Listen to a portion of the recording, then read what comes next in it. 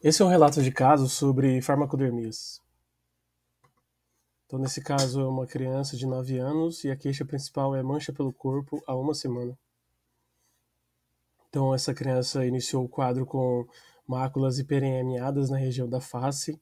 Ela procurou atendimento na UBS e foi prescrito antibiótico e anti-inflamatório. 2 dias depois, essas lesões elas passaram para troncos e membros, né, principalmente.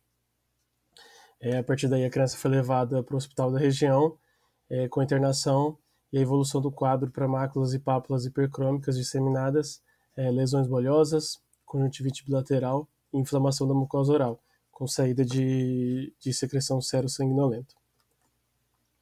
O quadro desse paciente era semelhante a essas fotos, então máculas e pápulas hiperemiadas e eritematosas em região do dorso, principalmente no peito, lesões ulcerosas na mucosa oral, conjuntivite bilateral, né? Todos esses sintomas fazem parte desse quadro. Sobre as informações pessoais, o pai é falecido e desde o falecimento do pai, o paciente faz uso de carbamazepina sem orientação médica. Dentre as hipóteses diagnósticas levantadas, foram levantadas as farmacodermias, né? Ou seja, síndrome de Stevens-Johnson e a necrólise epidérmica tóxica, NET. A evolução, trouxe 3 exemplos aqui da evolução dos exames desse paciente, né, durante a internação. Então, esse paciente iniciou a internação com uma plaquetopenia e um PCR alto, talvez indicando um processo infeccioso concomitante à farmacodermia.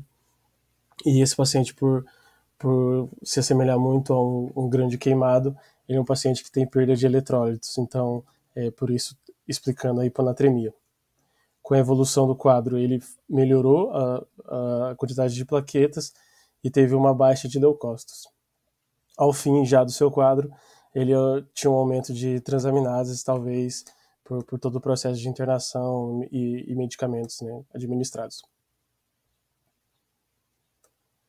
Sobre o raio-x de tórax, então foram evidenciadas opacidades intersticiais bilaterais, predominantemente nas regiões perilares. Sobre o segmento e a conduta com esse paciente, ele foi internado na UTI pediátrica, principalmente por não conseguir realizar a abertura da boca e por todo o quadro delicado que se encontrava. Então foi iniciado a hidrocortisona e a associação de 2 antibióticos para o processo infeccioso que foi evidenciado no laboratorial e no raio-x.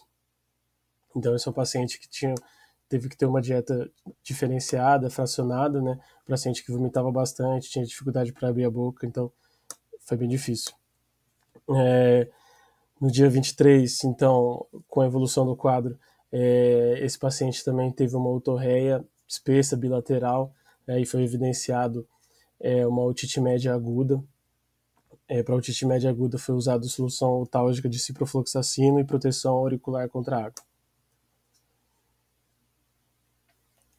Com a evolução do quadro e melhora clínica, né, como foi visto, então foi realizado o desmame do corticoide, né, a redução da hidrocortisona e a suspensão da antibiótico terapia.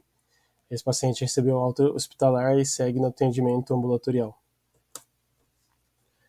Sobre as farmacodermias, as reações de hipersensibilidade cutâneas grave, né, a síndrome de Stevens-Johnson e a necrólise epidérmica tóxica. Então, são doenças que possuem uma baixa incidência, não tão baixa assim quanto se fala, mas uma baixa incidência, e são de alta mortalidade. Elas têm, por ser farmacodemias, né, existem outras etiologias, mas a principal etiologia é medicamentosa, principalmente por antibióticos, e no caso aqui por anticonvulsivante, a carbamazepina, muito provavelmente. O tratamento ele é basicamente de suporte para esse paciente, mas a medida inicial é tirar todas as drogas suspeitas que podem estar causando essa reação de hipersensibilidade. O uso de corticoide ele acaba sendo inevitável no contexto hospitalar e de internação. Pode ser feito hemoglobina venosa e a ciclosporina funciona bem para necrólise.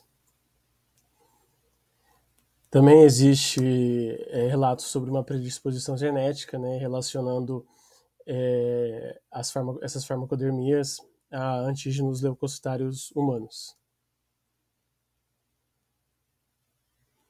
Enfim, essas são as referências.